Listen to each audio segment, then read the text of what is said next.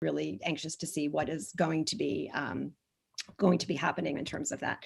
But when the 2013 Pew report came out, and I'm sure you had discussions about this at your synagogue, there was a lot of hand wringing, and there was a lot of discussion about the fact that observance is rapidly declining among liberally religious Jews. And I want to define how I'm using the term liberally religious, just to be clear. I'm using the term liberally religious to refer to, I hear an echo there, I don't know. I'm using liberally religious to refer to Jews who would self-identify as conservative, okay, reform, reconstructing Judaism, renewal, and anything beyond. Okay, so that's how I am using this particular term. And what Pew showed us is that although Jews are still proud to be Jewish, Jewish identity is strong, actual observance is declining. And if you are familiar at all with studies of Generation Z, these are the people sitting in my classrooms now, and perhaps some of your classrooms born between 1995 and 2010, that's Generation Z. Their interest in formalities of observance are even less than the millennials and beyond. So in any event, I wanted to write something about that. I really wanted to write something that was more of a popular book, something that could be accessible by a wide variety of Jews, not just Jewish studies professors and law professors. The Myth of the Cultural Jew was published by Oxford. And I wanted something that would sort of have a wider audience because I wanted to write about this issue because I'm passionate about Jewish tradition. And the thought that it is declining in terms of observance troubles me because the idea of a world in which what we're going to look like are two completely polarized, separate communities with observance being very high and stringent, increasingly stringent in the mainstream Orthodox community. Okay, and I'm not talking about the liberal sector of Orthodoxy, that's a different conversation. And then the whole rest of the world. And when I say the world, I'm talking primarily about the United States, although again, Israel is a separate conversation and we can maybe talk about that in the Q&A. So I wanted to write about the importance of ritual, and particularly the importance of ritual in liberally religious communities. And that's how I came to write the Remixed Judaism. And so I would love to just sort of introduce or frame, if you will, my remarks with a narrative from the Talmud. I use a lot of Agadah, Jewish narrative, throughout Remixed Judaism. Some of it is Torah, from the Torah, a lot of it is Talmudic. And then, of course, I use narratives from the Jewish media, stories, all kinds of stories, including some from my own family and background. But this particular narrative that I want to start with is one that I'm sure many of you might be familiar with. It's from the Babylonian Talmud, the tractate Ta'anit. And it's about a man named Honi. And so I'm going to read it to you. I always keep, by the way, when I do Talmudic narrative in Remixed Judaism, I just do an English translation. I don't summarize it in my words because I really want my readers to experience the world of the Talmud and the sages and their thought process, and their words are the ones that I really want to capture. So again, this is a direct English translation of the narrative. One day Honi was journeying on the road and he saw a man planting a carob tree. He asked him, "How long does it take for this tree to bear fruit?" The man replied, 70 years. He then further asked him, "Are you certain that you will live another 70 years?" The man replied, "I found ready-grown carob trees in this world. As my forefathers planted them for me, so too do I plant them for my children." Honi sat down to have a meal and sleep overcame him. As he slept, a rocky formation enclosed upon him, which hid him from sight, and he continued to sleep for another 70 years. This is Talmudic Agadah, after all, so we have to take the timing with a little bit of a grain of salt. When Honi awoke, he saw a man gathering the fruit of the carob tree, and he asked him, "Are you the man who planted the tree?" The man replied, "I am his grandson." So I love that Agadah. I love that because the idea, first of all, that it's the job of one generation to prepare the path and plant the seeds for the next generation is reality. It's just as true now as it was, nearly 2,000 years ago when that narrative was codified and written.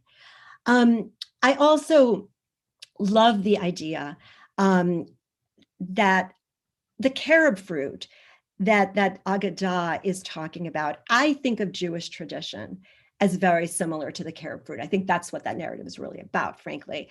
And we always want there to be carob fruit or Jewish tradition in our world.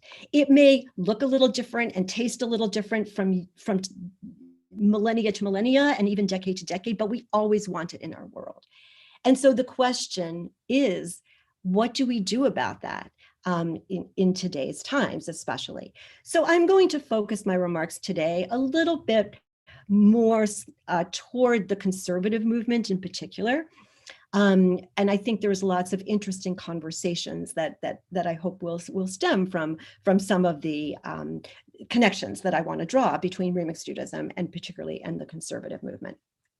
So as a bridge to the conservative movement, I want to tap back into a very well-known article that was written not by a conservative Jew, but by Rabbi Chaim Soloveitchik, who's brother of Joseph Soloveitchik, who's considered the founder of modern Orthodoxy. And in the 90s, he wrote a seminal article called Reconstruction and Rapture. And his significant message in that article is as relevant to conservative and all liberally religious Jews as it was to the Orthodox community that he was primarily writing to. His piece was published in Tradition magazine. And what he focused on was the importance of what he called a mimetic tradition. And what a mimetic tradition is that is your lived experience of ritual. His point in that article was that Orthodoxy was becoming too far removed from that and too focused on a more intellectually oriented tradition. And he was saying, look, the way Jews learned to be Jews is what was going on in the home and what was going on in their synagogue environments. That's what's important. And I think there's an important message for us as well with respect to that. The need to find meaning in Jewish ritual is at the heart of my approach in remixed Judaism. So why do I focus on the need to find personal meaning in ritual? Okay, why is that personal meaning so important, especially for religiously liberal communities? It's because for the vast majority of liberally religious Jews, the idea of being commanded to perform, the idea of obligation, of chiyuv, simply does not resonate. You heard in Dr. Roxsinger's introduction that I'm also currently writing the essay and co-editing the Oxford Handbook of Jewish Law. And my research for this particular essay has led me to spend many a Shabbat afternoon with the proceedings of the Committee on Jewish Law and Standards from 1927 to 1970. It's actually fascinating reading. I'm fascinated by the conversations of the Law Committee that is still in existence. The name changed in 1949 from Law Committee to Law Committee and Committee of Jewish Law and Standards. But I'm fascinated by the conversations that the rabbis were having during this period. And they struggled similarly with the idea that the concept of obligation was a very murky, mushy one. And how that was going to get translated to their congregants was a problem that they talked about a lot back in 1949. I also want to read you something else that comes from this book, because I actually read this to my husband a couple of Shabbos afternoons ago. And I said, when do you think this was written? And he didn't say the answer as to when it was. He thought it was very recent. So this is included in the proceedings, Towards a Philosophy of Conservative Judaism by Rabbi William Greenfield. This is part of the proceedings that led to the name change. All right, so I do not know, he says, the situation of synagogues in the rest of the country. some of our strongest conservative synagogues are losing the lifeblood of the future. The young people are staying away in droves and are eventually finding their place outside the synagogue or within the walls of Reform congregations. The reason for this is evident. The younger generation lacks both the sentimental approach of its parents and the basic knowledge of its elders. The reading of an occasional paragraph in badly or finely written English, which utters a prayer that has no connection with the wants and gropings of the young person, will not keep him as a synagogue attendant. Even the occasional excellent sermon will not make for Jewish attachment. All right, that was not written today or yesterday or years ago. That was actually written in 1949. 1949. So this has been with us. This is not a new phenomenon, despite Pew 2013. It's not a new phenomenon, but I do think it is increasing. The lack of interest in tradition, in ritual, is definitely increasing. And it's also a function of the greater society. As the general culture of the United States is losing interest in religion. Okay, there are studies that definitely prove that. And as I said before, that's increasing with each younger generation. So this brings us to remixed Judaism. Actually, the case for remixed Judaism was made by former Chancellor Arnie Eisen. He wrote this piece in 2019. It appeared in 2019. It was after my book had been put to bed, so to speak. So this is not in my book, but I was really happy when I read his article, which appeared in Contemporary Jewry when he accepted the Marshall Sklar Award in 2019. I was really happy to read it because he actually makes the perfect case for why I wrote this book. So I want to tell you what Rabbi Eisen said in his 2019 Marshall Sklar lecture and receipt of his award. He said that in his travels as chancellor, he traveled the entirety of the country and visited many, many synagogues where he was a participant in the services. And he says, based on his perception, rabbis, congregants, and their neighbors do not literally believe many of the words they utter in prayer or their explanations that are officially attached to the rituals they performed, but still find great meaning in these prayers and rituals. Eisen says it's not uncommon for Jews to engage in behaviors not warranted by their beliefs, and he said this is true even for himself. He provides a compelling case for remixed Judaism. So the need to find personal meaning in ritual, again, that lies at the heart of the approach that I develop in my book, Remixed Judaism. And so what else is entailed in this approach? So I'm going to talk about a few of the other elements, give you a few examples of remix, and then open it up for some discussion.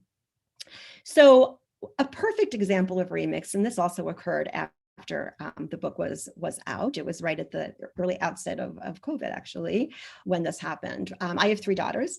They're all millennials. One of my daughters called me up one day, and I still remember I was driving at that moment. And she said, Mom, I want to tell you something. And she said, Jeremy, that's her fiance, still her fiance, given COVID, haven't been able to pull that wedding off yet, but hopefully soon. She said, Jeremy is no longer eating pork. Well, this was like music to my ears. I thought this was phenomenal. I said, that's great. That's terrific. And I said, so does he want to connect more with Judaism? She asked very hopefully. And my daughter says, no, not at all. I said, oh, okay. So what's the story? And she said, well, Jeremy feels badly for the animals. And I said, oh, okay. Well, that's great. And then I thought for a minute, I said, wait a minute, is Jeremy going to continue eating hamburgers? Because I know that's his absolute favorite food. And she said, oh, yes, he's definitely eating hamburgers. Well, then I was really confused. I said, well, I don't understand. Like, what's the difference? And she goes, well, Mom, don't you know? She asked me very indignantly, the pigs, they're just treated so much worse than the cows. And I just laughed. I mean, that was just hysterical to me. It was very funny. But then I said, but it led to a really interesting conversation. I said, well, you know what? This is a good thing, because in your home, there will not be pork products, okay, if you're assuming that Jeremy sticks to it. And so far, I understand that he is. And that's a good thing, because this is something that is traditionally and authentically Jewish. It is part of Jewish ritual. The dietary laws are one of the staples of Judaism, and particularly conservative Judaism, along, of course, with Shabbat. And I said, this is great. And she goes, well, doesn't it matter? It doesn't matter that he's not doing this because he wants to become more observant. And I said, no, not at all. It's actually a good thing. I said, maybe he will, someday it will deepen his connection to Judaism specifically. That could certainly happen. But certainly when you have kids, and they're old enough to understand, why daddy's doing what he's doing and why he's doing it and why he's not doing it, you can also use it as an opportunity to educate them, about Jewish tradition, and that this is part of Jewish tradition. And the truth of the matter is, when I wrote the chapter on food, because I have a chapter on food and remixed Judaism, and I wrote that chapter, there were so many stories of why people begin to keep kosher. And a lot of those stories do have to do with things like animal rights and welfare of the animals and welfare of the workers. And so there's a lot of discussion about this, and health as well. The podcast on Orthodox hosted, one of the hosts is Leo Leibovitz, and he wrote a wonderful piece about he started keeping kosher to lose weight. He just thought that would, why not, right? So again, the motivation is what matters. And so you have to, liberally religious Jews are not going to be doing everything. Okay, you might make the argument no one is doing everything, but certainly liberally religious Jews are not going to be observing everything by and large. So they have to pick those rituals that are going to be important to them and infuse them with their own personal meaning in those traditions. And those traditions also have to manifest or tap back into the authenticity of the tradition. All right, so here's where people are always like, well, what's authentic and who gets to decide? And these are really, really good questions, okay? My job isn't to make those decisions, all right? Those are personal decisions, but clearly there are boundaries. There are some boundaries as to what constitutes authenticity and what doesn't. And authenticity is important. All right, it has to tap back into the authenticity of the traditions. So candle lighting gives a great example of that. I get asked a lot, I don't get home on Shabbos on time to light my candles at 4:00, which is what time we have to do it sometimes here in the winter. Not being a rabbi, okay, I don't have to necessarily worrying about answering to a rabbinical assembly or a higher authority. And so when people do ask me about that, the first question I say is, well, do you think it's a sin to strike a match on Shabbat? Now, I personally won't do that. I won't strike a match. Okay, my candles are lit before at the time that is prescribed. But when my kids ask me and I ask them that question, they'll say, no, of course it's not a sin. Of course they don't, it doesn't resonate. And so I say, well, then light those candles. That's an authentic way of bringing Shabbat into your home. You are marking that sacred space. You are showing your children that we're designating this as a special time. And that works. Kids pick up on that. So yes, is it the right way to do it according to Jewish law? Absolutely not. But for purposes of, is it a remix? It absolutely is. But to be honest, a Zoom service that most conservative synagogues have been doing for the past year is also a remix. And so again, there's authenticity, but it's a remix. I think two other things that are also really important to my formulation of remixed Judaism is consistency. So if you're interested, especially in transmitting Jewish tradition down the line, it's not going to happen by lighting 1 or 2 Hanukkah candles and then maybe 1 Passover Seder. That's why Shabbat is such an important component of our ritual, because it gives us the opportunity every single week to be enjoying and passing down Jewish tradition. Consistency is really, really important. And so is focusing on the joy, the do's, not as much the do nots, but the do's are really, really important. Finding the joy in the tradition, that's what's going to be persuasive, I think, to people that are not otherwise going to be inclined to be following, dotting the I's and crossing the T's of Jewish law. So here's like another example of remix. And this came from a story that I found in the media, but I actually happen to know the author of this particular story. She is actually a Reform Jew, and she's affiliated with the Reform movement. She would consider herself a cultural Jew. If you were to ask her, she's not especially observant. But her boys were having trouble. They were having trouble settling down at night. And her boys at the time, this was a few years ago, were in Jewish preschool. And so she decided to lay down with each of her sons separately and sing with them the first line of the Shema. She did this because she thought it would settle them down and put them in a good frame of mind so they wouldn't be afraid of monsters or bad dreams or whatever they were concerned about. And this turned into their ritual. Every night she would lay with each of her sons, and she wrote in her story, she wrote about, I love hearing a few words of Torah on their lips before they drift off to sleep. It was so, so sweet. Now, was she doing this to follow Jewish law? Absolutely not. My guess is she may not even know that there actually is a mitzvah to say a special version of the Shema Mita, before you go to bed, but that's not at all why she was doing it. She was doing it for a completely different reason. But now, a few years later, she actually, her boys say it themselves. They're now maybe 5, 7, and 9. Okay. And they say it themselves every night. They say that line of the Shema. Is that a remix? That's absolutely a remix. But it's a wonderful, sweet story because it shows the importance of remixing, adapting, consistency, and embracing the joy. I mean, these boys must have felt so safe and warm and secure when their mom did that. And I'm sure that's something that they're still, even though they're doing it themselves now, it's still something that matters to them. And maybe they will one day do it with their children. So at this point, there's a lot more that I could say, but I'm hoping that we can have some good discussion around some of these concepts. So I think I will end my formal remarks here. I'm just going to end with a quote from Rav Kook, who's known as the first chief rabbi of Israel, but at the time it was actually Palestine prior to Israel becoming a state. And he used to say this, and I think it's very appropriate to the concept of remixed Judaism. He used to say, Hayashan yitchadash, the old will become new, the chadash yitkadesh, and the new will become sanctified. And I think that is sort of embodies at some level what the concept is of remixed Judaism. So with that, I would love to open it up for questions and comments, discussions, etc.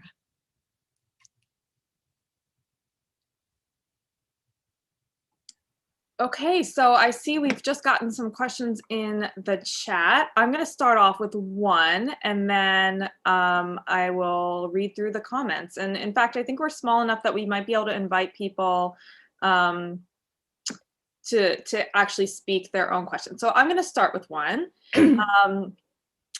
My question is really in a lot of ways about this question of authenticity and what is the music that you can use to remix, to take your metaphor further. If we're thinking about rabbinic texts, it's polyvocal, right? There are many different voices, and that has long been a strategy of rabbinic thinkers to think about which other voices to amplify, and it's a strategy for finding ways around certain halachic prohibitions that don't work in all these things. It's in general. So I think that is a really that itself is a kind of native concept to the tradition, which I think is really interesting. But what I'm wondering though is about this question of authenticity and why authenticity is doing stuff that looks like what has been done, as opposed to, say, looking for other traditions that people have inherited that perhaps aren't things that have been done a lot.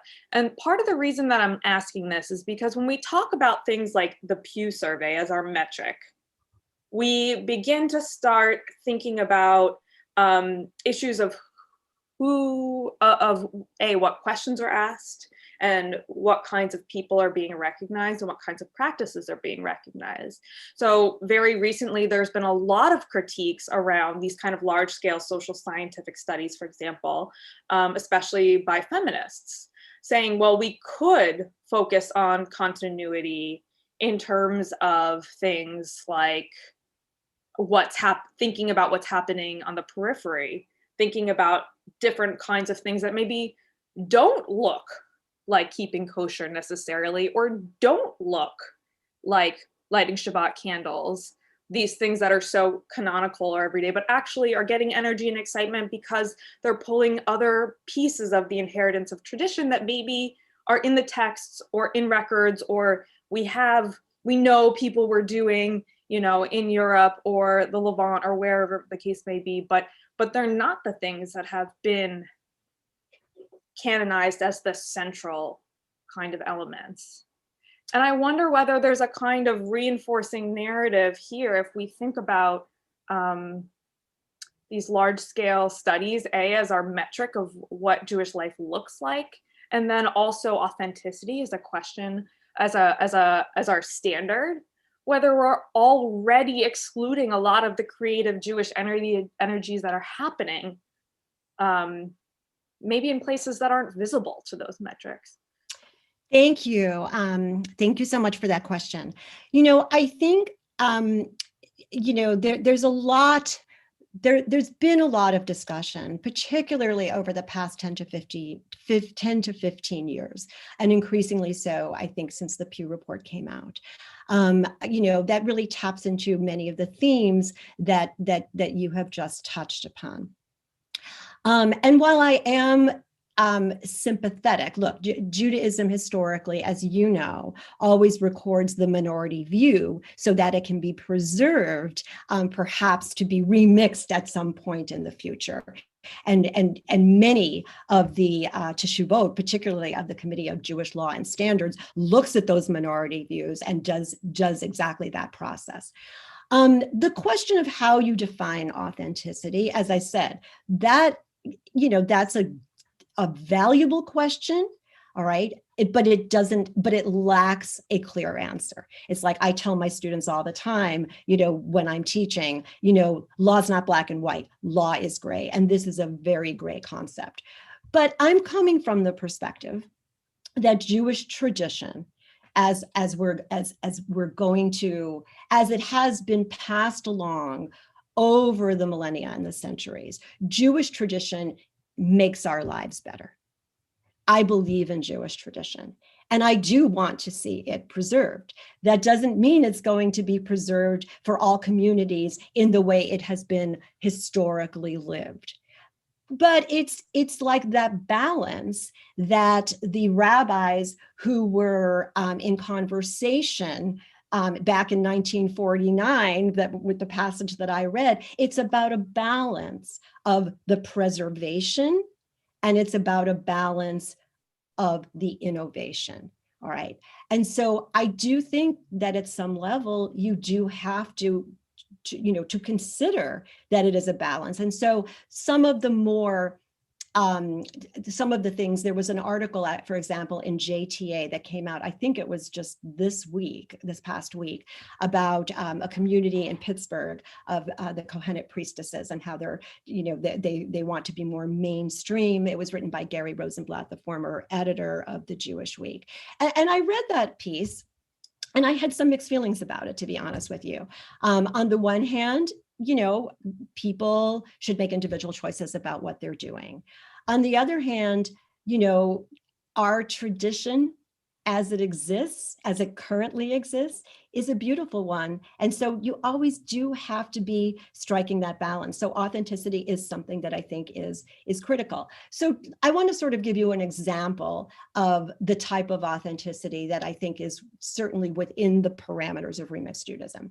Again, back to the food chapter for a moment. When I was writing that, I saw an article written by a young woman who is a teacher, and she was living in New Orleans. She grew up somewhere in the Midwest. She was raised Reform.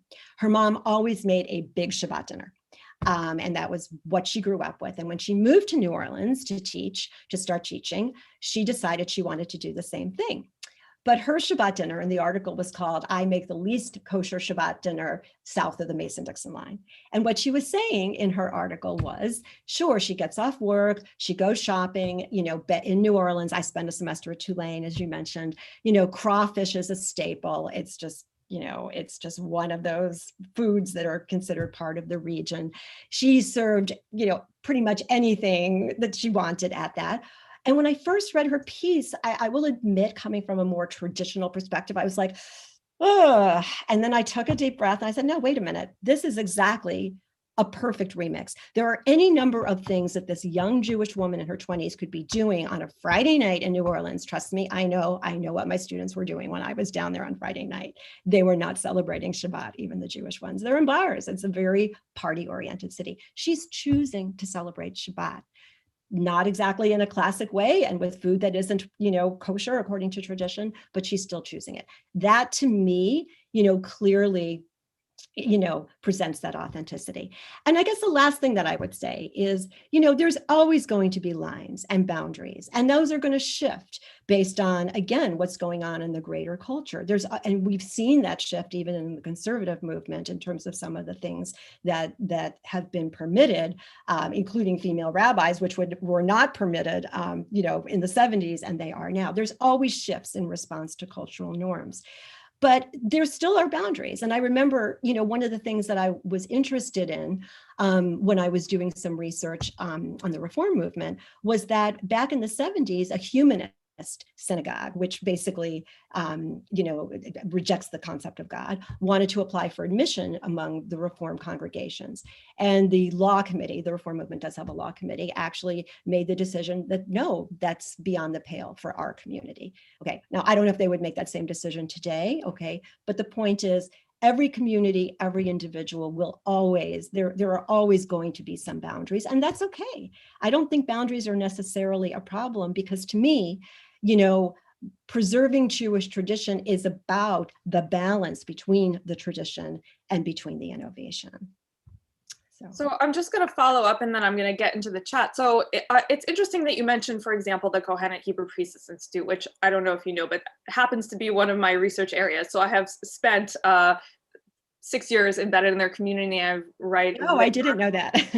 so you came right into my area. So what for those of you who don't know, this is a community of mostly women identified, but also genderqueer folks who are interested in reclaiming forms of Jewish life that they understand to be authentically Jewish according to a pre-rabbinic vision of Judaism. They understand themselves to be reclaiming and bringing back, through careful research in both texts, archaeology, folk practices, and all of these things, to take back practices that were done by their ancestors, but they were disenfranchised by certain norms of rabbinic power, for example. And so they make an authenticity claim to say that what we're doing is authentically Jewish, as much as the rabbinic innovation that happens starting in 70 CE with the destruction of the temple. So in many ways, I think you're speaking the same language of authenticity. And the question becomes, I think, less about standards and more also about individuals versus institutions. I think authenticity is so wrapped up in histories of Protestant ideas about belief and authentic belief in God, and it's wrapped up too in liberal ideas about democracy and practice. And I wonder, so rather than using this counter example of people who make you feel uncomfortable, I want to push you to think about and answer maybe why what they do is more out there than crawfish Shabbat. So again, you know, I do not consider myself as the arbiter for any community and what any Jewish group or what even any Jewish individual is seeking to do. That's not my purpose in writing this book. My purpose in writing this book was to encourage people to tap into Jewish tradition and find a deeper meaning for themselves, and also speak about transmissibility. I think I almost think that, I know you, your comments suggest, and I appreciate the fact that you think it's part of the same conversation. But I think the piece that is missing a little bit in what you're suggesting, which is very much a focus in Remixed Judaism, is the received tradition. So I am not necessarily looking to completely dismantle the received tradition. That's not why I wrote this book. What I am looking to do is to provide a guidebook for how people who want to tap into the received tradition, but not in a way that completely is comporting with the stringencies of halakha, can do so. So I think your project is a great project, and I think you could do something really exciting and interesting with it. But that was not necessarily my project. My project is to look at the received tradition, and for some people who want to be following it but are not quite sure how. One of the things that I've heard from a lot of rabbis, both conservative and reform, over the past year, is that it's important for people, to be thinking about, or to this type of guidance is important for people, because very often what happens is people end up doing nothing because they don't want to do something wrong. And I've heard that from multiple rabbis speaking of their experience with their congregants. So I think, again, we're probably on somewhat different pages in terms of what our goals are, but that's okay, because each of us has different goals in mind in which we want to contribute to the discourse. So maybe we can we maybe see some of the maybe we can open up the conversation a little bit to hear some thoughts of some of the other people that would love to hear comments about this or other aspects. Sure. Yes, absolutely. I just want to add the one question of gender in this, and then I'm going to open it up, because if we're interested so much in reception and a continuous line of reception, then there have been some pretty radical breaks over the 20th century. And so for people who are interested in gender parity, as people in the conservative movement often are, then the question is, what are the stakes for women? And also, at what cost and to whom does transmission and inheritance come? And what must be given up in order for the continuity paradigm to be carried forward? So gender is an interesting question, and particularly it's interesting in the conservative movement. So let's talk about that for a moment. The idea of a female, the concept of female ordination was actually discussed and approved in an oral teshuvah, one that did not have a written response, back in 1974. Okay, the Committee on Jewish Law and Standards actually, and it also discussed women's ordination, and that was actually approved back in 1974. But because it was oral and not written, even though oral was the practice, a common practice back then, when the idea then came up a few years later, there was a push to have more written responses on this issue. When the concept of ordaining women was actually, that decision was made in 1983. It was not made actually by the Committee on Jewish Law and Standards. It was made by the seminary of the Jewish Theological Seminary. They made that decision, but they made it based largely on a teshuvah that was written by Rabbi Joel Roth, who at the time, I believe, was the head of the Committee on Jewish Law and Standards. Now, what's interesting about this is that Rabbi Roth's teshuvah that formed the basis for women being admitted to JTS and subsequently other conservative synagogues, seminaries, was a teshuvah that basically would allow ordination of women and would also allow women to lead the services, etc., when they have taken on the chiyuv, the obligation, in the same way that men have that obligation. That was Rabbi Ross Teshuvah. What is interesting about this, and that also this reflects the combination of what the law looks like and what society looks like. By the time 2002, several years later, where women had already had a history of being ordained, and many synagogues were already completely egalitarian, another teshuvah was written by Rabbi David Fine. Now, what's interesting is that at the time, back in 1974, Rabbi Fine was 5 months old, according to his teshuvah. Okay, so he's probably somewhere in his 40s now.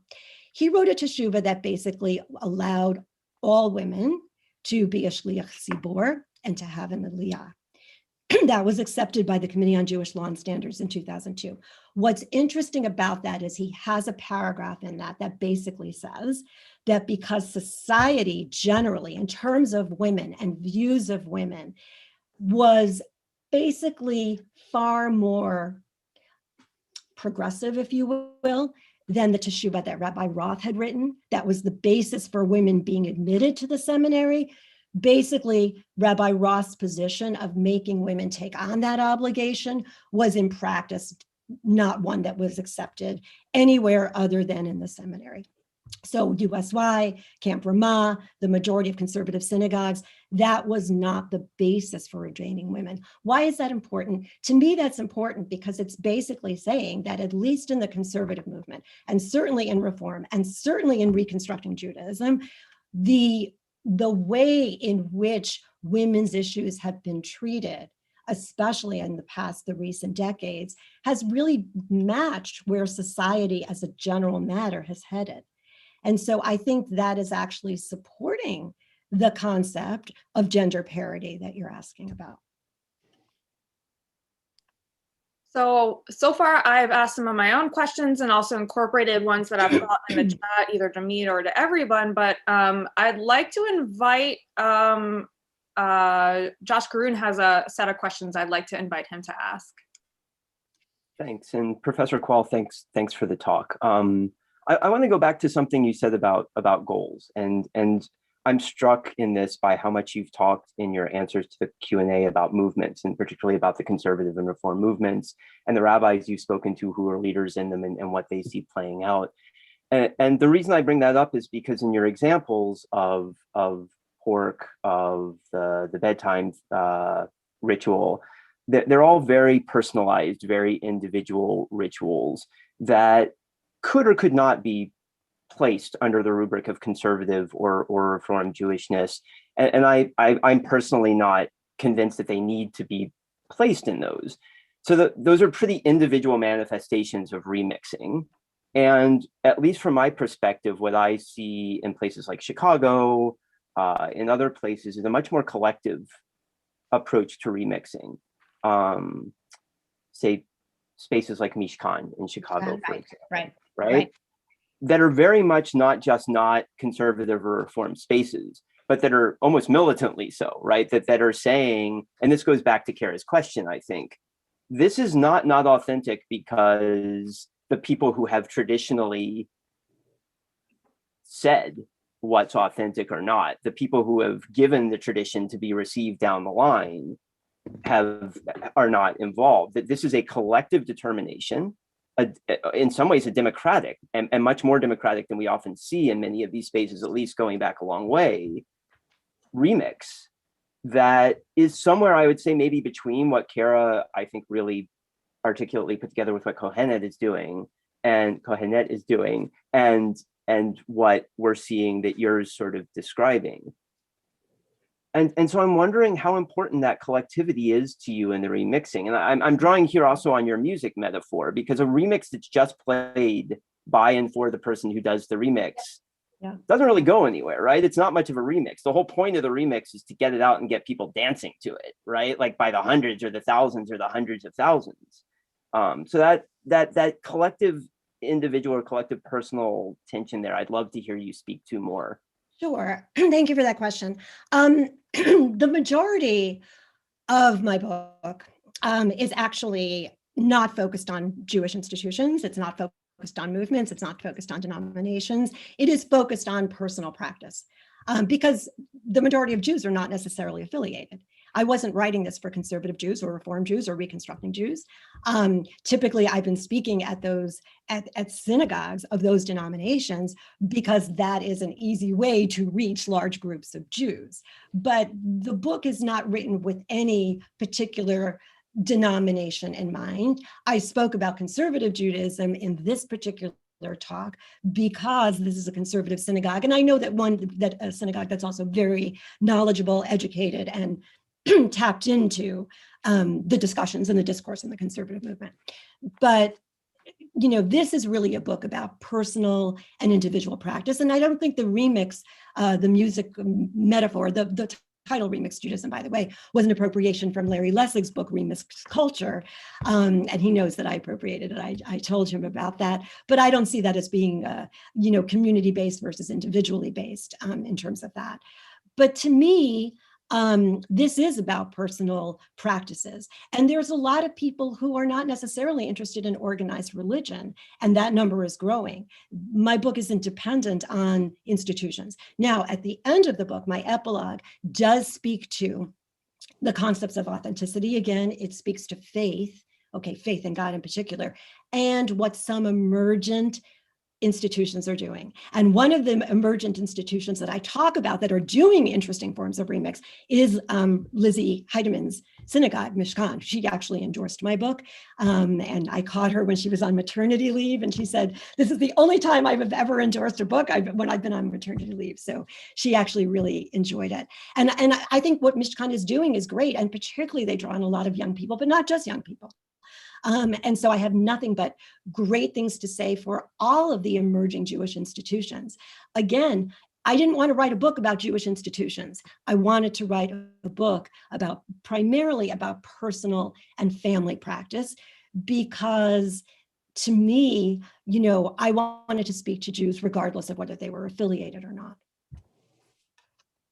So I want to follow up with a question, a version of a question. I'm just going to shorten it, from Andrea Steinberger, who, as I read her concern, her question is, so what do we do about people who, it's a question about the language of observant, right? And so if observant has to be used, or if you have to say I'm not observant, how does that translate into the language of how you interact with institutions? For example, with her example, when your children want to take a day off school for Rosh Hashanah, and then the question is, well, like, why are you picking this thing out, right? Or like, what if you're not observant, you're not bound by a law, why this thing? And so the individualization of it, that moves it closer to a kind of like spiritual but not religious framework, to put it in a broader, also creates issues around respect for religious difference. Well, first of all, I want to say a shout out to Andrea. Andrea, actually, I was hoping to meet her or see her on the Zoom thing. Andrea wrote a great review of Remix Judaism, which was published in the CCAR Press last summer. I knew she was going to be here. She emailed me, so I do want to say a special shout out to her. I'm not sure. Like I haven't seen the question exactly in the chat, or what her original version of the question is. But to me, individuals are always drawing their own lines. Even the most observant individuals are drawing their own lines to some extent. I don't see that as a problem. I don't see that as a I don't see that as an issue. Even in the Orthodox community, it's well known that you have stories of kids who are being brought up in Orthodox homes that on Shabbos afternoon they're doing Chetzi Shabbos, half Shabbos. They're talking on their telephones with their left hand as opposed to their right hand. And by the way, there is something in the Talmud that would actually sort of support that. But again, I don't see that as an issue. I guess. I think, again, most individuals are going to be picking and choosing, and that doesn't necessarily, to me, that's at the heart of what Remix is. It is picking and choosing, because that is what most people are doing anyway. So I wanted to invite Hezi and Betsy, who had, I'm not sure which one of you is here, sorry, guys, had a question about audience for an affiliation. Sure, I'm looking at that question now. Well, no, my audience, I wanted to reach beyond those who are affiliated. Okay, my audience, most people who have read this book are affiliated, because most people who are affiliated are interested in Jewish tradition. But what I was saying is that I wanted to go beyond that to people who live in areas in which it's not easy to be affiliated, to people who are, for whatever reason, not affiliated. So again, I don't want to get too hung up on the affiliation part. The truth of the matter is that there's the people who are affiliated, of course, are going to be interested in this. They're part of my audience. My audience is broad. You know, it's broad in terms of age. It's broad in terms of affiliation. It's broad in terms of, you know, even beyond the United States. What most Jews in Israel are doing is actually a version of remix, which I realized last time I was teaching at Ritziner Law School and talking to my students about what it is that they were doing. They essentially are doing remix Judaism. So the affiliation, I don't want to get caught up in to say that this is not for affiliated Jews. Of course it is, but I wanted to reach beyond affiliated Jews. So let's see, Sally had a question. Would you like to ask it, or would you like to ask it, or I could read it out if you'd like. I'll read it out, okay. So the question as she wrote it is, if Jewish ritual makes life better, why have so many Generation Z folks rejected it? You know, that is a great question. That is a great question. I think, you know, again, this would have to tap into, I think, questions that are broader, like why right now are we in a, excuse me, why right now are we in the United States in a situation in which religion generally is declining? Okay, what are the forces that are causing that? There have been things written about that. You know, I'm not a sociologist, so I can't necessarily speak directly to what the reasons are, but I also know that things are cyclical as well.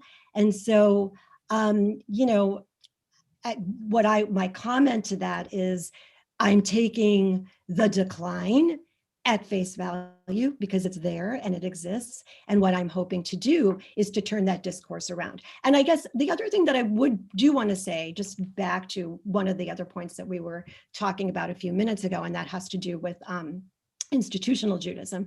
I think one of the things that I think could be focused on more in Jewish institutions, and particularly synagogues of all denominations, is more discussion actually on ritual.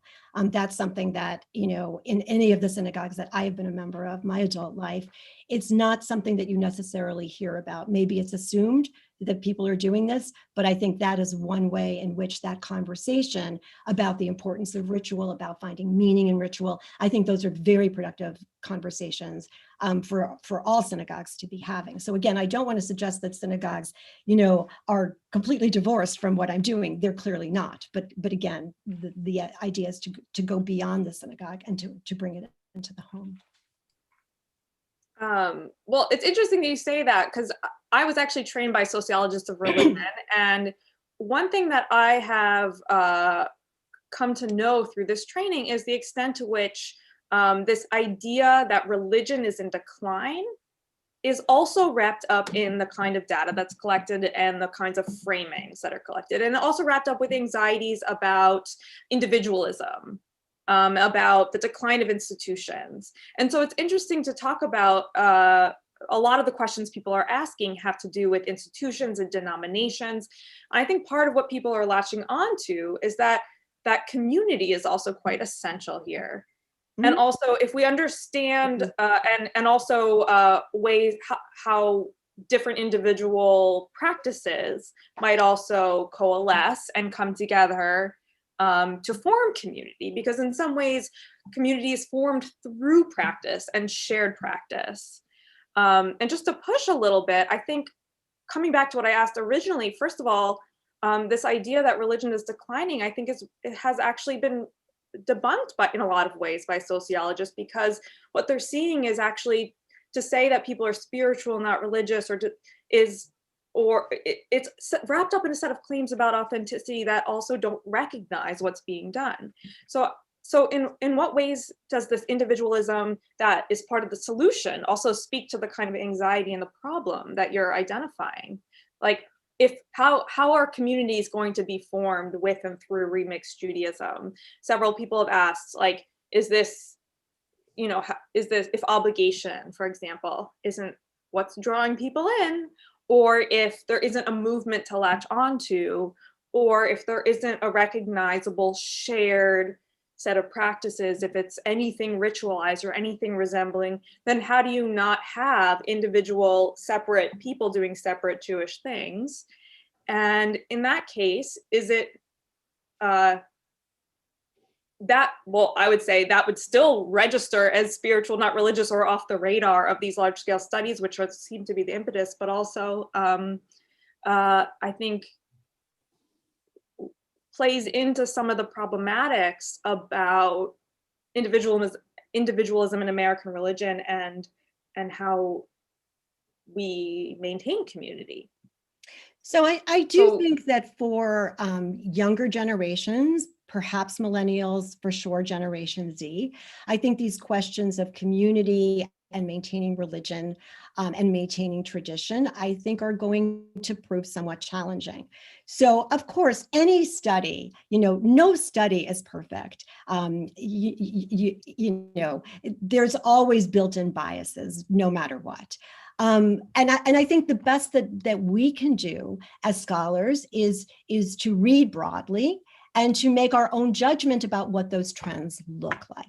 All right. So if you read, for example, the trilogy of books published by Megan Grace, who is a Gen Z expert, she's not focused on Judaism, but she does speak about Judaism and religion generally in her third volume on Understanding Gen Z. You hear a lot of, I'm spiritual, but I'm not religious. I'm not into organized religion. Okay. And this, again, is this every single Gen Z person? Absolutely not. But I think there are trends. Just like there are trends in Pew, and just like there will be trends with Pew 2020. So again, the question that I start with, okay, is there something valuable about Jewish tradition in its received form? Okay. I conclude that there is, and I conclude that it's something that I want to see continued, that I want my kids to continue, even if the way they're continuing it may be somewhat different from the way they were brought up. But again, come back to the question I started with. At what point does something cease to be Jewish tradition? At what point is it so modified that it looks nothing like the past? And when you go back to the rabbinic period, for sure, that was a huge remix. Everybody here, I'm sure, knows that, but it was still tapping back into the received tradition from the Torah. So again, these questions are good ones. They're not the focus of what I'm seeking to do in this particular book. Of course, people are going to ask questions. People are going to debate these ideas, and debate and discussion is wonderful. What I'm interested in, again, is speaking to individuals, speaking to parents, speaking to Jews, and saying, do you want a deeper connection? Do you want your kids to be involved with Jewish tradition? Here are some things to think about. And I will tell you that when I have spoken along these lines, there are so many Jews out there, particularly baby boomers and super seniors, who will say, oh, my kids want nothing to do with this. I don't know what to do. And we have these conversations. These are things that people are interested in, and they're thinking about it. People your age, I saw your daughter before. So, young parents such as yourself, they're, the ones that I know are grappling with these same things. How the question that I want to be asking and speaking to is, how do we get younger Jewish families to make Judaism a bigger slice of the pie? All right. It's never going to be the whole pie for most communities. So that may be a different question from what you're focusing on. But the question that I'm focusing on is, how do we get people to be doing more Jewish? and what are some of the techniques that we can be using to ensure that we always have the carob fruit that I talked about. So I am not somebody who is focused on this particular question. I'm a sociologist, so I'm a more observer, a broad observer, but we do have someone or several people on this call for whom this question of how do we do this is live. So I wanted to, Rabatia has a couple questions in the chat that we've alluded to, but I wanted to also give her the floor to think about, as someone who's doing the same kind of work, but from the head of an institution, where does she position herself in this? And what is she, how would she respond to what you're proposing? Sure. Okay. I am not sure how seeking a praxis of personal meaning is actually different from what the framers of our religion set out to do. I don't see it as discontinuous, and I don't see it as fundamentally different, although the details certainly are. And the sense of what job needed to get done was different for those who first formed what we know as Judaism. But as we see the rabbinic mind conversation, the internal conversation in the rabbinic mind play out over the centuries, I am not sure that it's not, at the end of the day, about how we walk in the world as human beings and how Judaism can help us to do that. I do wonder, Bobbi, who's my friend, Dr. Kwall, what is the end game for you? If I understand correctly, you would want to see people like our kids, let's say, who don't observe in the ways that we do something that somehow connects in a way that could be deemed authentic somehow by, I'm not sure whom, but in some conception, authentic, and that they have that practice enough so as to what? And what is the result that you're hoping for? What is the point, ultimately, of Judaism going down the line? And what is it that is the purpose of Judaism as a religion, such that we would be invested in transmitting down the line remixed practice? I think that's a great question, and maybe that's a good one that we can use to sort of solace and conclude. I think the question that I'm asking, and I think the goal that I would be asking, would be the same, really, as I would think most any person in your business, in the field of rabbinics. The question that I was asked the most by my Orthodox colleagues. My two colleagues on the Oxford Handbook are both Orthodox Jews who have spent 25 years in yeshivot. And the question that one of them in particular always pressed me on when we talked about my book, Remixed Judaism, was, well, but Bobbi, is it transmissible? Is it transmissible? Okay. And I thought a lot about that, because that my goal was, how can Jewish tradition, which I define as a combination of the law, the legalities, and the culture, because they have blended together, as I wrote about in my last book, The Myth of the Cultural Jew, how can that be transmitted among liberally religious Jews who are not going to be following the entire halachic system? How can that, and that is my goal. And so again, we can discuss, what does it mean to be observant? What does it mean to be transmit? But my goal was always to provide a thought process about how to do this outside of the strictures of complete observance, which has never been, and probably will never be, a realistic concept for the vast majority of religiously liberal Jews. I'm not sure it ever was for the majority of Jewish people. Correct. Yeah. But I'm asking a broader question, actually. I'm not asking how is this set of remixed practices transmissible. I'm asking why transmit it? What's the point at the end of the day? What is the point of having this religion? Wow. What's the point? So why be Jewish, right? Yeah. Is that what you're asking? Why be Jewish? I think for anyone that loves Jewishness and that loves Jewish tradition, we think the world is a better place because of Jewish tradition. I know I do. I would venture to say, Betsy, that you do. And if we think the world is a better place because of Jewish tradition, we want to see it continue. I'll be honest with you. I am teaching a course next year. My faculty just approved it. DePaul's a Catholic law school. I am teaching a course called Social Justice and Jewish Legal Tradition. I barely have any Jewish students at DePaul. I have some, but DePaul right now is not we don't have a huge population of Jews.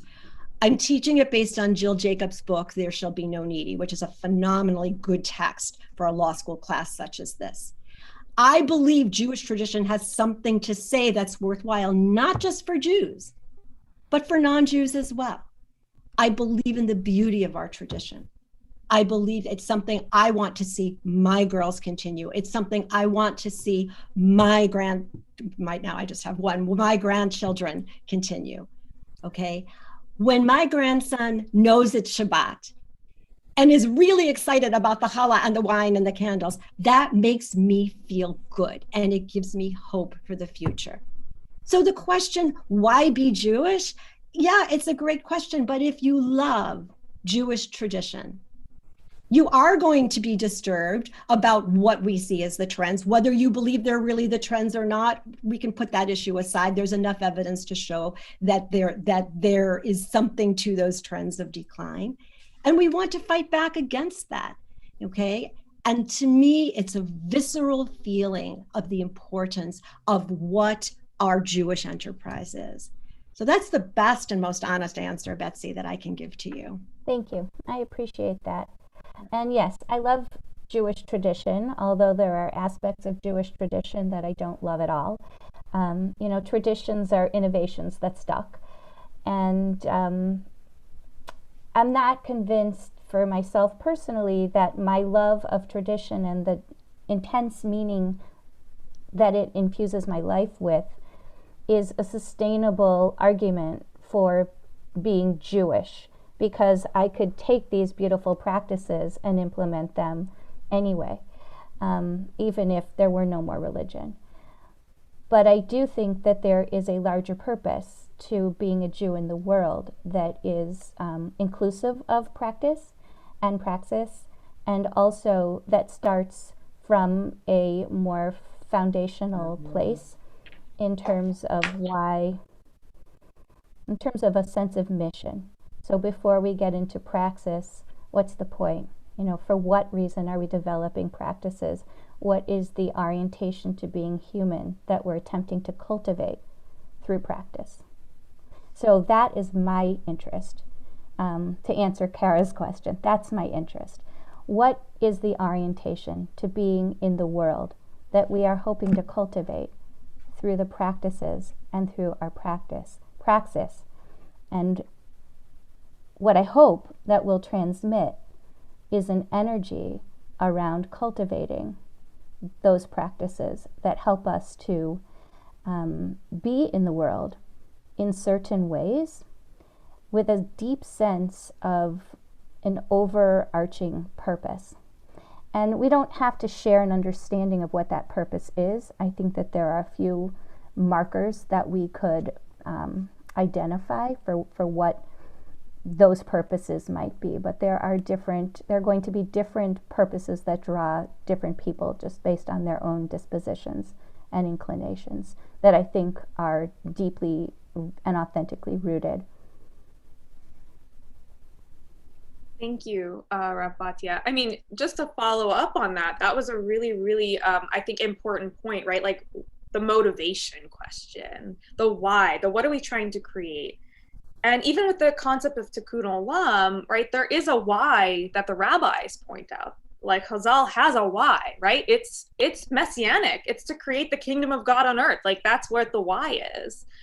And for people for whom that may or may not be compelling, then how is Tikkun Olam something other than another like justice-based movement? I think is one question to because as some people asked, there was one question earlier, sort of like, what happens to the God of the Torah and the obligations? If God exists but doesn't obligate us to do these things, then what's the why? And for me, that's not particularly compelling. I'm compelled for other reasons, but I think for many people that is both an authentic why. I think Rob Batya is nodding enthusiastically, so I feel like that's probably her why, and I would have totally it's not my why. Well, not in the sense I think that you're expressing it. I'm nodding because you're identifying two markers that I would agree are very authentic and deeply rooted ways into the Jewish enterprise. One being to create a world that's habitable by God's presence, whether you say that that's messianic or whether you use different terms for that. And one being to bring holiness into this world by doing the will of God. My sense of the will of God is much more internal and panentheistic than perhaps your description would have suggested. But the concept of Tikkun Olam is actually one that has also evolved and morphed over time. I actually have a chapter on Tikkun Olam and Remixed Judaism, and I talk about it extensively. And the vision of Tikkun Olam, the usage of Tikkun Olam, early on, the earliest usage was in the Mishnah, and that was to create order, and particularly to create order around some concepts that actually involved women. Like, for example, the get was as Betsy, I know was one of the primary early citations of the term Tikkun Olam, and then it morphed. Does the order mean the Jewish world? Does it mean the larger world? And those are debates that are still going on today. And so my take on Tikkun Olam is that it's important, of course, but it's also a concept that today is very capable of universalization. And that's my issue with making Tikkun Olam the whole of what's being observed, as opposed to some of the more particularities of it. So anyway, I have really enjoyed being with you. This has been a wonderful discussion, and it's wonderful seeing everybody. Again, Betsy, it's great seeing you again, and being part of your community for this morning. Kara, thank you so much for your insights and your moderation of this. I just want to wish everybody lots of continued good health and continued good numbers. And the book is available. I think there's a bookstore that you had used, that a local bookstore. It's also the book is also available on Amazon.com. And I just want to wish everybody an early Hag Sameach for Pesach, and just continued good health, and may we all come out stronger and healthier. So thank you. And thank you. It's lovely to see your face among the faces of my community. And yes, we can get this book through Mystery to Me, and they get it through their cooperation with another bookstore at no additional charge, and they'll send it to you. Thank you, everybody. Thank you. Thank you. Thank you. Thank you again to Kara as well. Thank you.